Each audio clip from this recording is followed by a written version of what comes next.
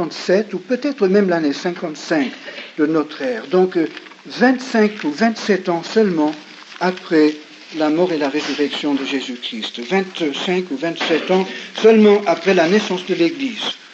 C'est étonnant ce passage.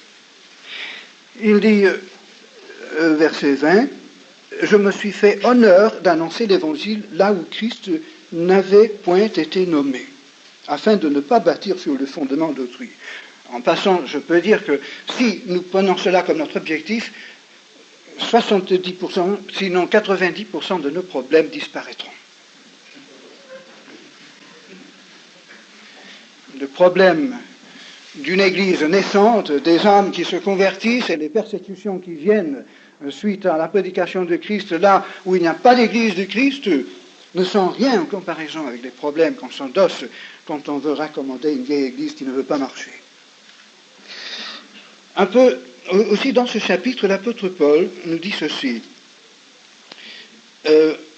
Verset 22, il dit c'est ce qui m'a souvent empêché d'aller vers vous. Donc le fait qu'il évangélisait ceux qui ne connaissaient pas l'Évangile.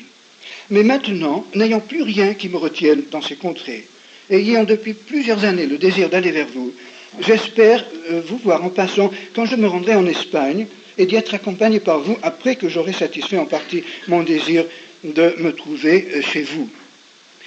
Et plus haut dans ce même chapitre, il dit, verset 18, « Je n'oserais mentionner aucune chose que Christ n'ait faite par moi pour amener les païens, c'est-à-dire les nations, c'est le même mot en grec, à l'obéissance par la parole et par les actes, par la puissance des miracles et des prodiges, par la puissance de l'Esprit de Dieu, en sorte que depuis Jérusalem et les pays voisins, donc la Samarie, la Syrie, la Cilicie, jusqu'en Illyrie, c'est-à-dire sur la côte adriatique, j'ai abondamment répandu l'évangile de Christ. »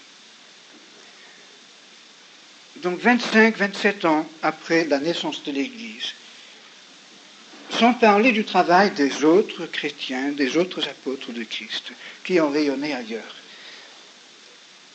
L'apôtre Paul pouvait dire que, en ce qui concernait son champ particulier et le travail de son équipe et de ses équipes, tous les pays entre Jérusalem et la mer Adriatique étaient évangélisés et qu'il n'y avait plus de place pour lui pour évangéliser.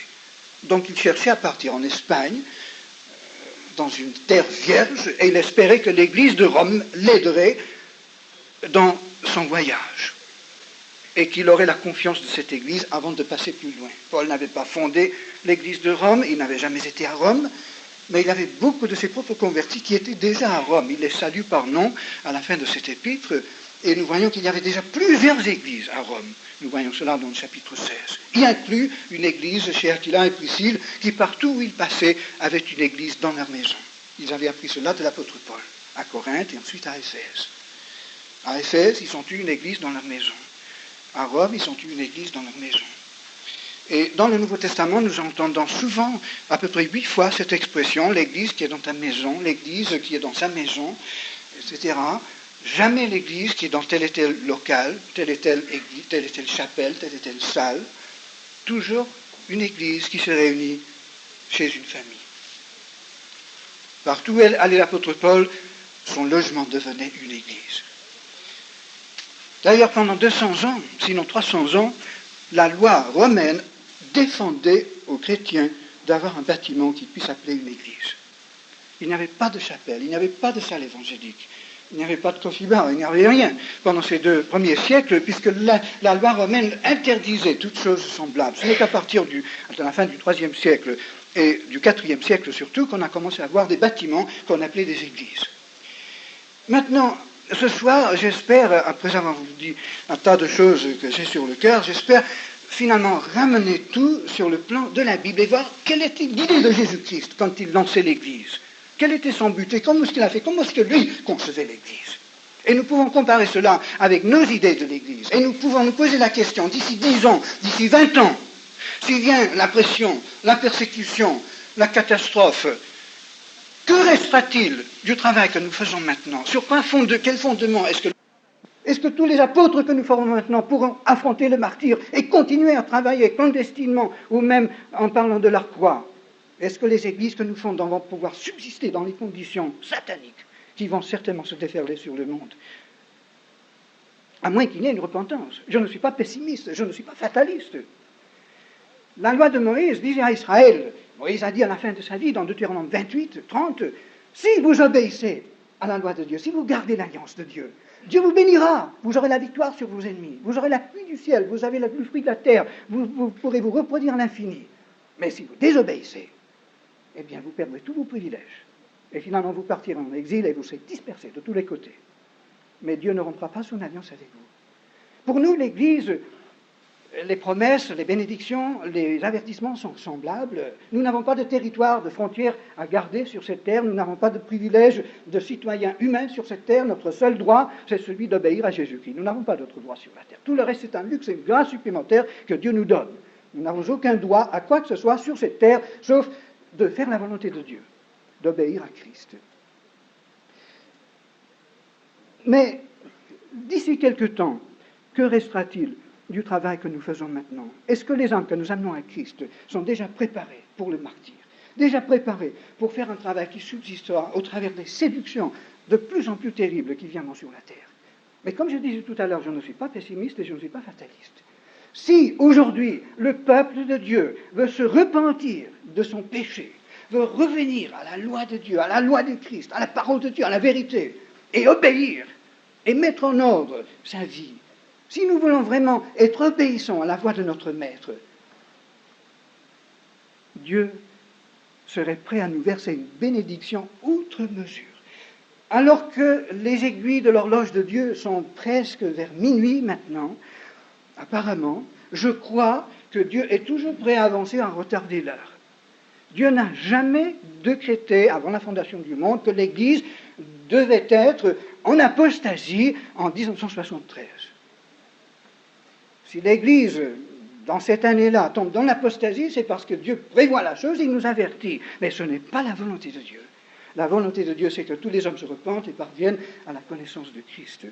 Alors, je crois encore maintenant que si seulement le peuple de Dieu voulait prendre au sérieux la parole de Dieu et être prêt à tout sacrifier afin de mettre en pratique la volonté de Dieu, encore aujourd'hui, nous pourrions voir une bénédiction outre mesure. Nous verrions, je pense, le réveil le plus gigantesque qu'on n'a jamais vu dans toute l'histoire du monde. Mais je suis découragé quand je regarde autour de moi et je regarde l'attitude des églises, de toutes les églises. Si je parle de l'église ou des églises ce soir, je n'ai pas de parti pris, je ne vise pas une église particulière. J'ai beaucoup voyagé, même avant d'être au service de Dieu. Dieu a permis que je vive dans beaucoup de milieux, que je participe à la vie de beaucoup de sortes d'églises différentes, dans beaucoup de pays différents, que je participe à la vie de toutes sortes de missionnaires dans de différents pays. Et j'ai une vue un peu globale, un peu vaste de toute l'œuvre de Dieu. Je parle d'une façon générale. Mais si je mets une ligne de démarcation au milieu de l'Église, c'est plutôt entre l'Église qui se trouve derrière le rideau de fer, derrière le rideau du monde arabe, dans les pays où on souffre, on risque sa vie chaque fois qu'on parle de Jésus-Christ, chaque fois qu'on se met à genoux pour prier, et les églises qui sont ici en Occident. Ce soir, lorsque je parle de l'Église, je parle surtout de nos églises ici en Occident. Mais je les mets toutes un petit peu dans le même sac. Je sais qu'il y a des exceptions. Je connais des églises formidables, pas beaucoup, mais j'en connais. Et je crois que de plus en plus aujourd'hui, un certain réveil s'opère, mais surtout dans la nouvelle génération. Mais cette génération cherche et regarde autour d'elle. Où est-ce qu'elle va trouver le débouché nécessaire pour déverser toutes ses énergies pour le Christ? Où est-ce que cette génération va trouver l'Église qui lui permettra de faire un travail valable pour Dieu? Et comment peut-on trouver dans la Bible la vérité sur toutes ces questions? Maintenant, regardons Malachie, chapitre 4 et verset 6. Si vous voulez vraiment vous amuser, commencez la lecture de la Bible.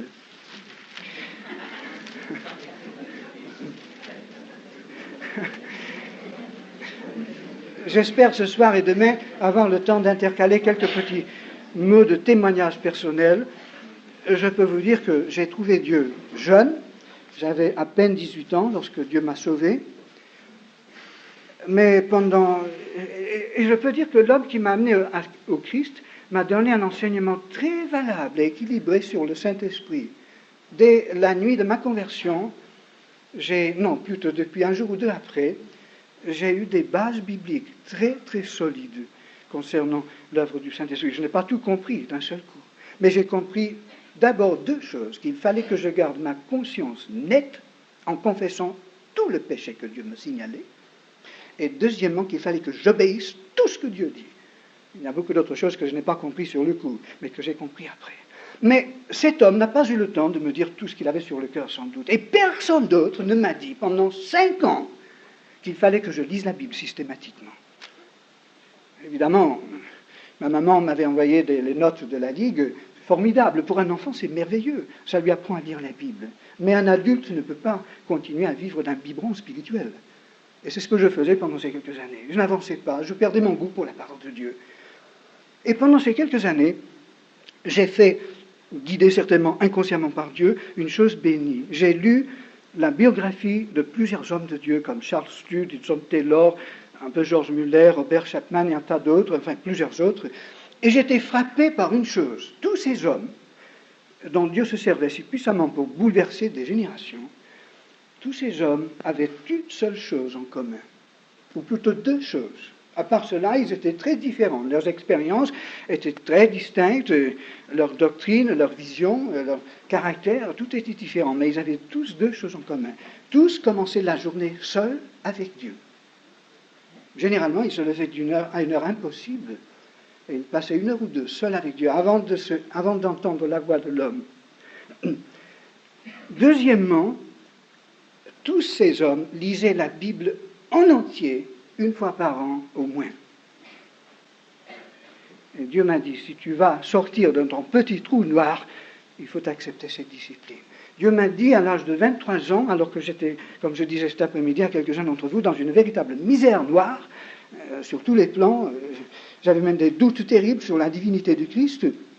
Dieu m'a dit: si tu veux que je te fasse quelque chose pour toi, il faut que tu me donnes davantage. Non seulement la dîme de ton argent, mais la dîme surtout de ton temps qui vaut 10 000 fois ton argent. Donne-moi 2h30 par jour. Il a fallu que je bataille pendant plusieurs mois avant de pouvoir prendre par la foi de Dieu l'assurance que lui me permettrait de lui donner 2h30 par jour. Rien que pour lui, pas des réunions, pas de culte, mais rien que pour lui. Plus mes études, plus mon travail, etc. Où est-ce que j'allais prendre ce temps? Et Dieu m'a dit: si tu me donnes le temps, je le multiplierai. Et à partir de cette année, j'ai commencé ma lecture de la Bible, matin, midi et soir. Mais j'ai lu la Bible rien que pour trouver Dieu, rien que pour avoir une nouvelle révélation de Christ. Je lisais ma Bible en criant vers Dieu: Seigneur, il faut absolument que je te trouve d'une nouvelle façon. Et Dieu a répondu à cette prière. Pas tout de suite. Il a fallu que pendant quelque temps, je continue. D'abord, la lecture de la Bible, c'était une corvée, c'était sec, c'était difficile, pénible. Mais au bout de quelques mois, Dieu commençait à rencontrer mon âme. Et ma vie a été changée à partir de cette année. Finalement, j'avais une telle soif de Dieu, une telle faim de la parole de Dieu, que je ne savais plus comment attendre midi pour sortir de mon travail, pour reprendre ma Bible, pour me blottir derrière un arbre, pour chercher la face de Dieu et relire ce que j'avais lu le matin et continuer ma lecture. Et cela fait 37 ans que je fais cela. Et je peux dire que chaque année, la Bible devient de plus en plus fantastique, et j'ai une seule querelle, si vous voulez, avec Dieu, c'est que je n'ai pas d'espoir de vivre assez longtemps sur cette terre pour connaître la Bible. Elle est tellement fantastique. Je suis un petit débutant à l'âge de 60 ans. Alors vous qui êtes jeune, ne perdez pas une minute. Mettez-vous le plus tôt possible. Et dites-vous bien que tout le temps que vous donnerez à Dieu, pour que lui vous inculque toute la gamme de sa pensée, ce n'est pas du temps perdu. C'est récupéré sur cette terre, mais à l'infini dans l'éternité. Tout le temps que vous donnez à Dieu maintenant, vous le récupérez sur l'échelle éternelle, finalement. Multiplié par X. En tout cas, permettez de ces petites digressions de témoignages personnels, mais je sais combien ces choses peuvent être utiles. Je reçois d'ailleurs toutes les années des lettres, et je rencontre dans mes voyages des personnes constamment qui me disent: Raph, tu te souviens, il y a un an, il y a 2 ans, il y a 3 ans, il y a 5 ans, tu m'as rencontré ou je t'ai écouté, et tu m'as dit de lire la Bible comme ça, et de chercher Dieu, de lui donner du temps, etc. Et chaque fois, la réponse est: ma vie en a été transformée. Je ne pourrais pas compter le nombre de personnes qui m'ont dit cela. Eh bien, je crois qu'un des maux de notre siècle, c'est que nous ne nous sommes pas donné la peine d'inculquer à tous nos enfants spirituels la nécessité de se saturer dans la parole de Dieu et de se saturer dans la présence de Dieu. Généralement, on exige une décision, une adhérence à une église ou à une mission et une certaine conduite, et un tout petit peu d'argent donné, un tout petit peu de temps donné à Dieu, et puis on se contente de cela. Il faut venir à la réunion pour écouter la prédication.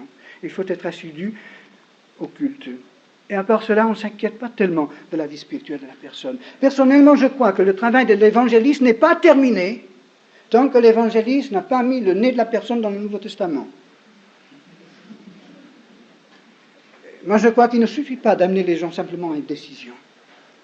Il faut les amener plus loin que cela, à se saturer dans la parole de Dieu. Une fois qu'on a cette discipline, on peut être sûr que presque tous nos enfants spirituels iront très très loin, de plus en plus loin. Malachie 4, 5 et 6.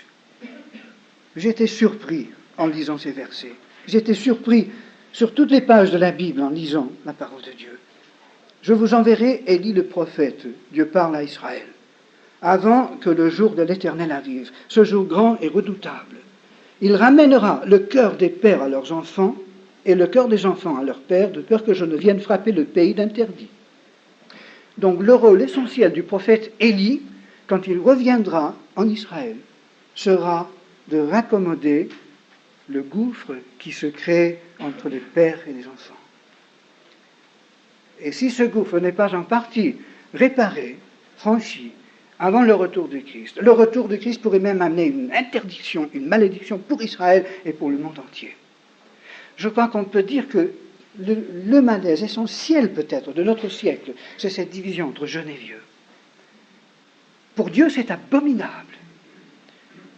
Et comment allons-nous faire? Nous vivons à une époque, enfin ma génération, nous voyons l'Église se vider, nous voyons les jeunes amorcés par le monde, même les jeunes qui veulent faire quelque chose de valable pour Dieu, qui se révoltent contre l'autorité des parents, contre l'autorité de l'Église, contre tout, n'est-ce pas? Et quelquefois, ils ont raison, même très souvent, ils ont raison. Qu'allons-nous faire? Personnellement, je crois que l'Église, aujourd'hui, a besoin non plus d'un simple réveil spirituel, ni même d'une nouvelle réforme, mais d'une véritable révolution spirituelle. Il faut que nous revenions à la Bible. Et je crois que si nous ne sommes pas prêts à faire cela, avec un esprit tout à fait ouvert et un cœur intègre, je crois qu'il n'y a pas d'espoir. J'irai jusque-là. Dieu permettra peut-être pendant encore quelques années un certain bricolage, mais je crois que le moment viendra où le rideau tombera. Et ensuite, le grand tri se fera entre le peu qui sera solidement fait et la masse qui partira du mauvais côté et deviendra un instrument du diable pour persécuter les vrais chrétiens. Nous avons l'exemple de la Chine. Si vous connaissez l'anglais, vous pouvez lire un petit livre écrit par Leslie Lyle, Come Wind, Come Weather. C'est une citation d'un cantique anglais par John Bunyan, celui qui a écrit Le Pèlerin. C'est une étude de la manière dont les communistes ont pris le pouvoir en Chine sur l'Église. Lorsque les communistes ont pris le pouvoir en Chine, ils ont dit d'abord, nous ne nous mêlons pas aux choses religieuses, tolérance.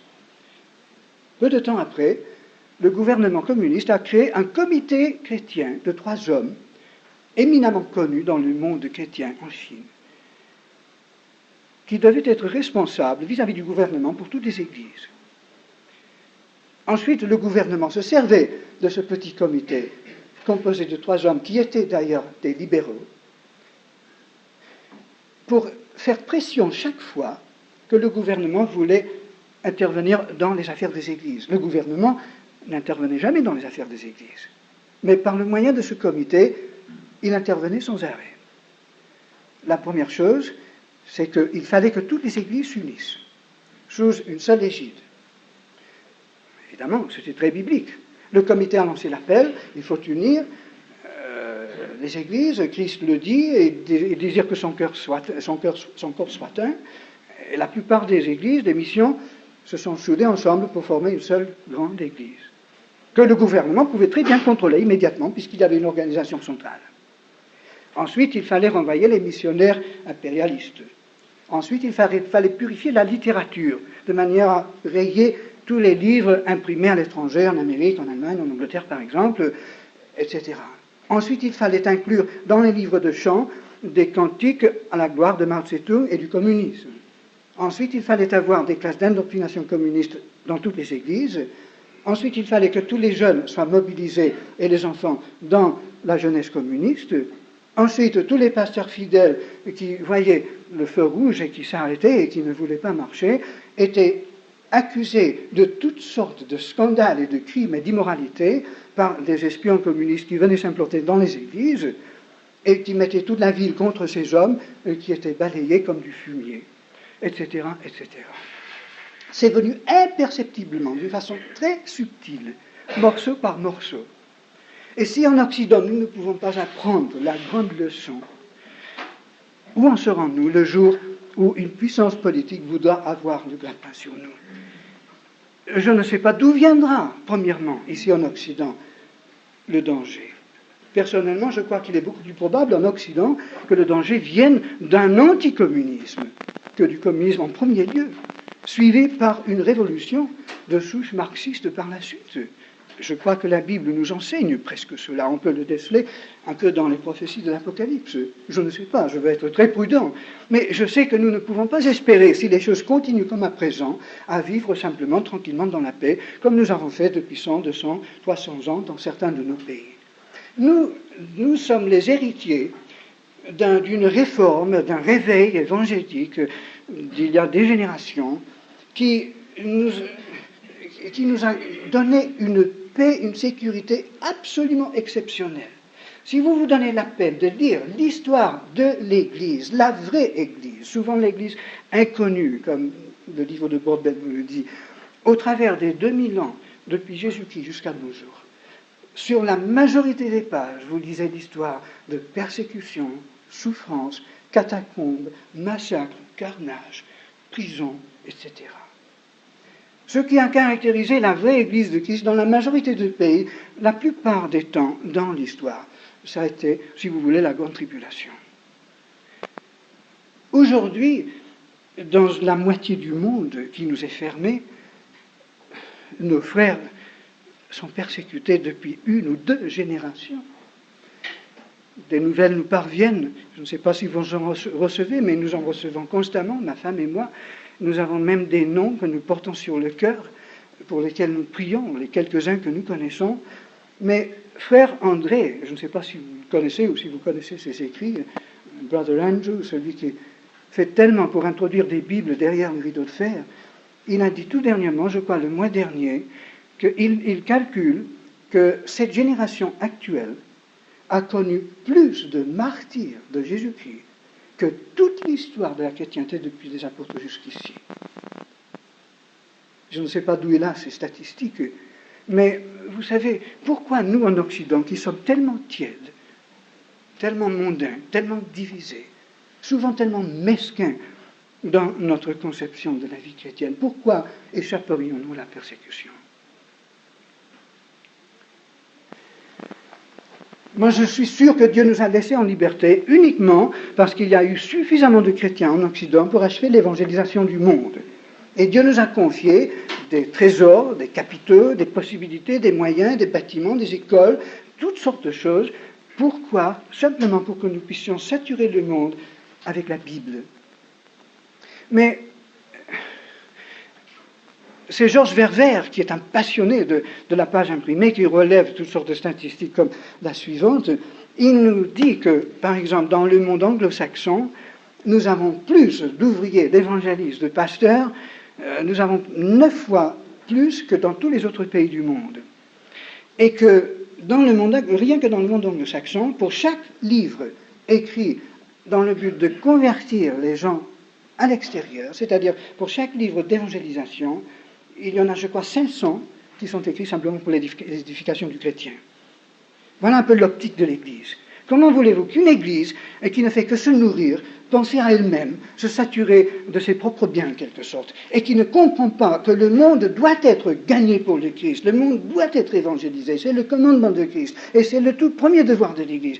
Comment voulez-vous qu'une Église qui n'a pas cette optique puisse survivre, alors qu'elle est souvent mondaine, tiède et désobéissante à la parole de Dieu?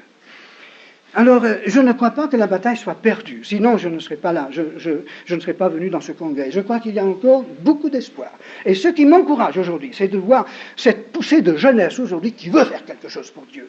Et quand je vois des hommes, des femmes comme vous, responsables, des personnes expérimentées, d'ailleurs qui connaissent Dieu beaucoup mieux que moi, qui ont fait beaucoup plus que moi, qui êtes tous là aujourd'hui pour étudier cette question, pour l'affronter honnêtement, en face, eh bien, je prends quand même courage. Nous ne sommes pas les seuls. Il se passe incontestablement quelque chose dans le monde aujourd'hui. Mais je suis également certain que le diable fera tout son possible pour brouiller cette action de Dieu. Là où l'action du semeur avait mis du blé dans le champ, Jésus nous le dit, l'ennemi est venu exprès semer de l'ivraie, qu'on ne peut pas distinguer du blé jusqu'à une certaine époque, jusqu'à l'époque du moisson.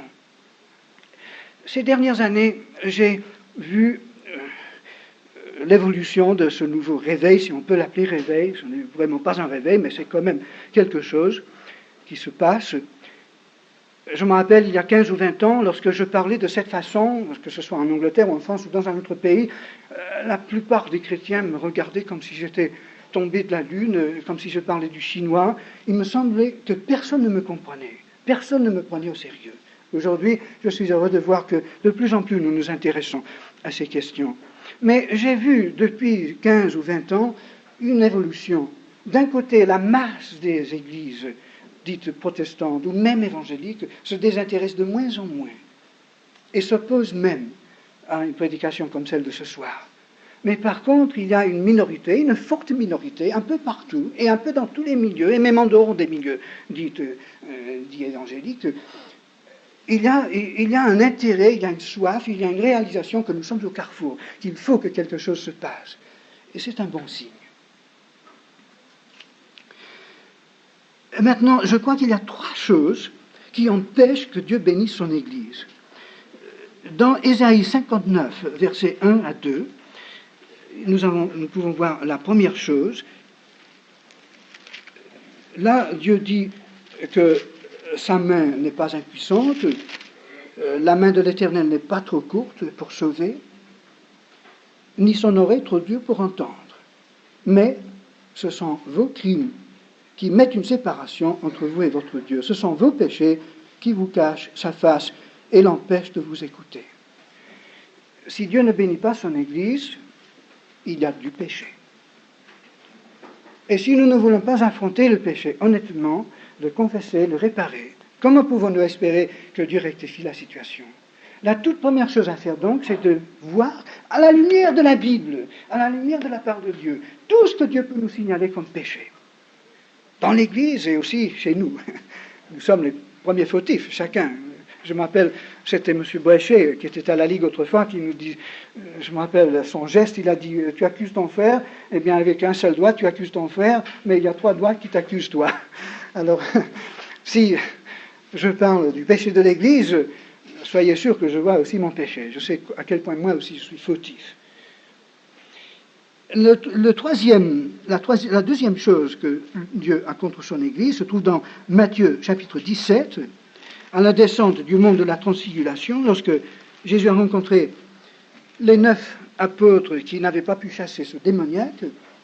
Verset 19, ils disent, pourquoi n'avons-nous pas pu chasser ce démon? Pourquoi donc l'Église aujourd'hui ne remporte-t-elle pas la victoire? Pourquoi est-ce qu'on n'avance pas? Pourquoi est-ce qu'on ne réussit pas? Pourquoi est-ce que nous perdons notre jeunesse? Eh bien, Jésus dit, c'est à cause de votre incrédulité. Et l'incrédulité provient généralement d'une ignorance. Ignorance de Dieu, ignorance de la parole de Dieu. Celui qui connaît vraiment Dieu et qui connaît vraiment la parole de Dieu, il ne peut pas se permettre l'incrédulité. L'incrédulité provient presque toujours d'une ignorance de Dieu et de sa parole.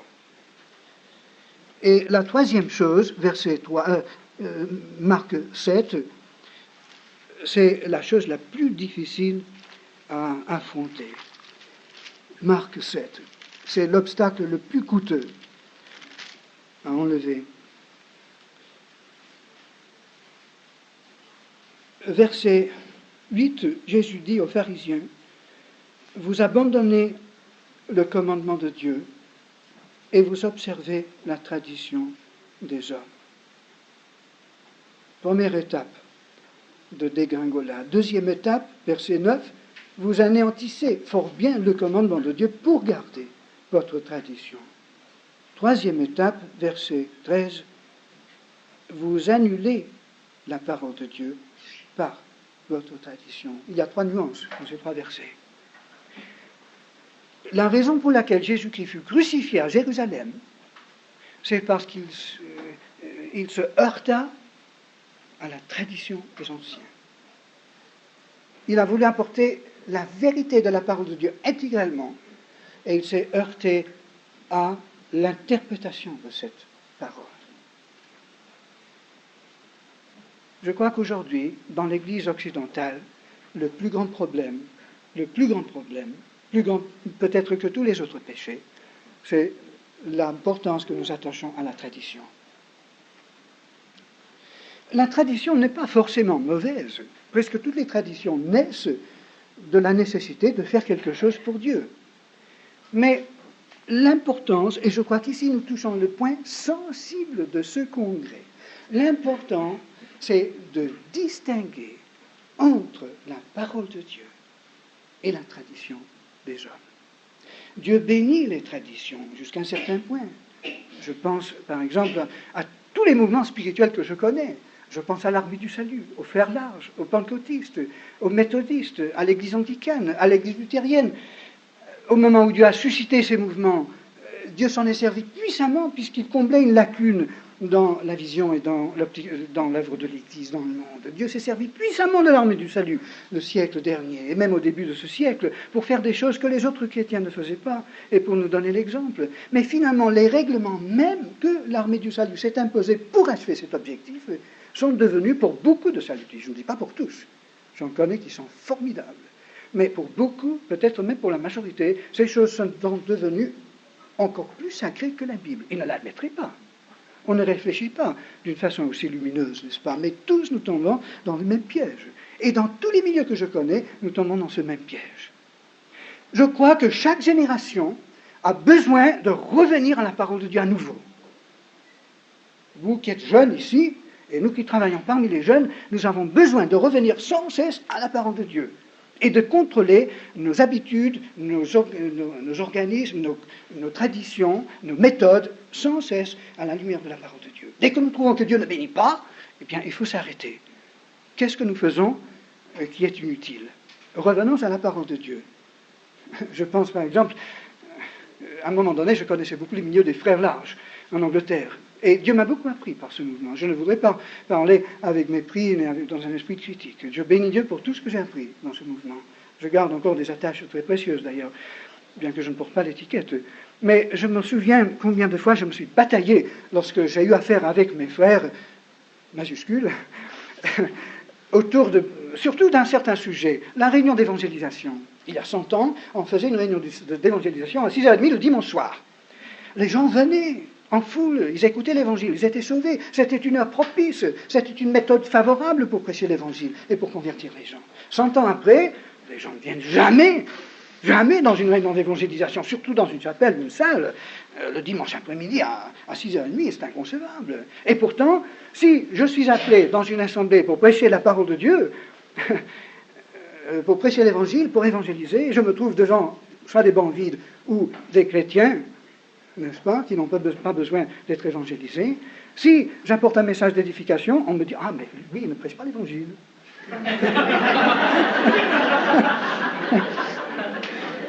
Enfin, je dis cela parce que j'aime les frères, n'est-ce pas? Je ne le dis pas méchamment. Mais dans tous les milieux, nous avons des bêtises semblables, n'est-ce pas? Mais quand je leur dis « Écoutez, pourquoi ne mettriez-vous pas à genoux, priez pour moi, et je partirai avec tous ceux qui ont le courage, nous irons dans la rue pour prêcher l'évangile. » Ah, non, on ne peut pas faire ça, on n'a jamais fait ça, n'est-ce pas? C'est-à-dire, depuis 100 ans, on fait ce qu'on fait, et puis on ne peut pas changer, ce serait un péché, ce serait aller contre la parole de Dieu. Alors, ils confondent la tradition avec la parole de Dieu. Et quand on s'attaque à la tradition, ils pensent qu'on s'attaque à la parole de Dieu. Donc, il nous faut un discernement perpétuellement renouvelé pour distinguer entre la parole de Dieu et ce qui est autre chose. Est-ce que nous n'avons pas le droit de nous servir de toutes sortes de méthodes, de toutes sortes de choses pour faire connaître le Christ et pour faire avancer l'œuvre de Dieu? Nous pouvons nous servir de n'importe quoi. Paul dit, nous sommes libres. Nous ne sommes pas sous l'esclavage d'une religion païenne. Nous ne sommes même pas sous la loi de Moïse. Nous pouvons faire n'importe quoi pour faire connaître le Christ. Mais si en faisant ce que nous faisons, nous bloquons l'action de l'Esprit de Dieu, alors cette chose devient péché, n'est-ce pas? Alors aujourd'hui, si Pompidou m'invitait à prêcher l'Évangile au travers de la télévision, bien je crois que j'accepterais. Même si le pape me permettait de prêcher l'Évangile dans Saint-Pierre au Vatican, je crois que j'irais le prêcher, n'est-ce pas? Mais je dirais à tout le monde ce que je pense. Je ne diminuerai pas mon message.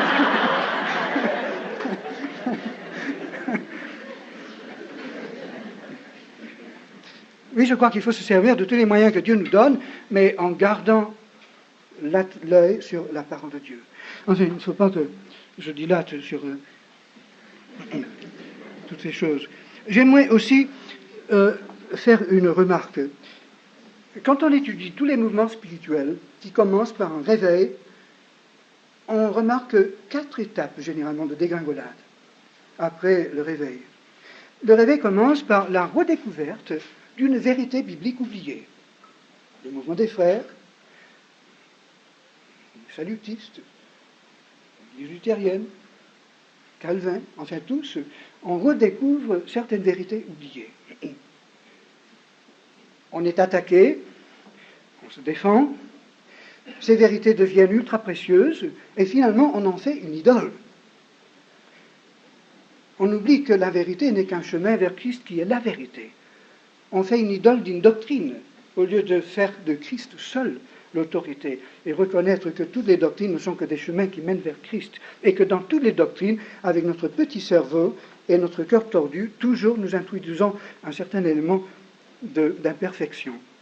Je me rappelle, dès que je suis arrivé en Algérie, la première année, en missionnaire, un autre missionnaire plus âgé m'a pris, enfin 2 autres, ils m'ont pris pour une petite balade, et finalement j'ai compris pourquoi. Ils ont dit, et puis ils ont commencé à mettre le doigt sur un tas de doctrines, n'est-ce pas? Ils voulaient savoir si j'étais bien ou non.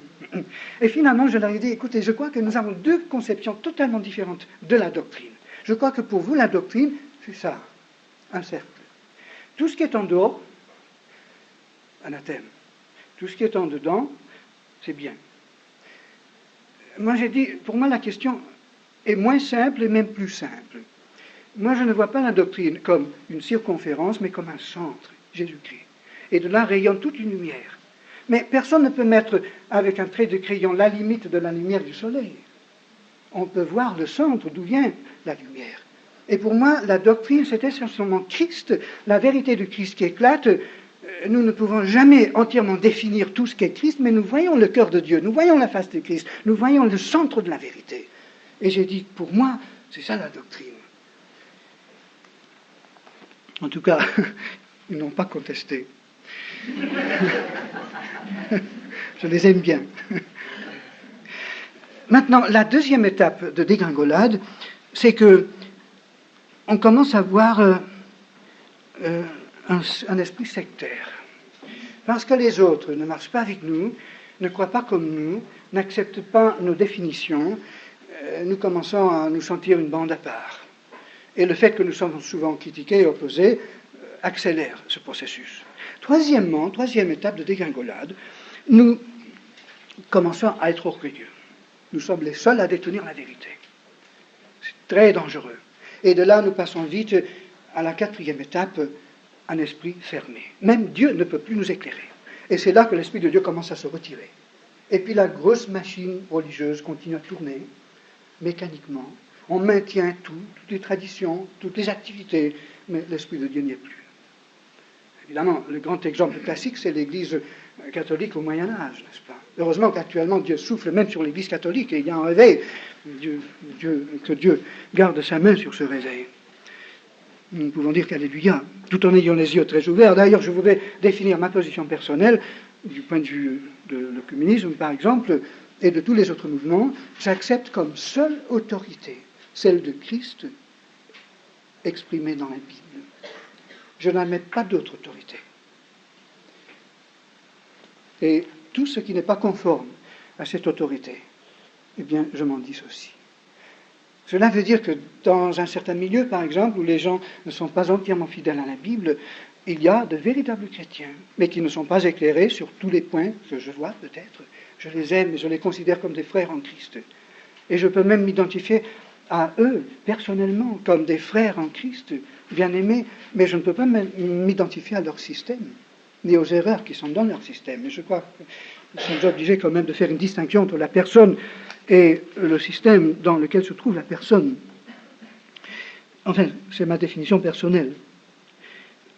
Maintenant, dans l'Apocalypse, chapitre 3, l'apôtre Jean raconte sa vision de Jésus et le dernier message de Jésus à son Église.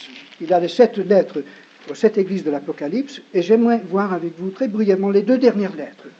Verset 7 du chapitre 3, écrit à l'ange de l'église de Philadelphie. Voici ce que dit le saint, le véritable, celui qui a la clé de David, celui qui ouvre et personne ne fermera, celui qui ferme et personne n'ouvrira. Je connais tes œuvres. Voici parce que tu as peu de puissance et que tu as gardé ma parole.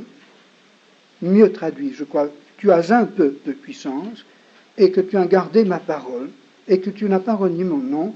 J'ai mis devant toi une porte ouverte que personne ne peut fermer. Voilà la première photographie.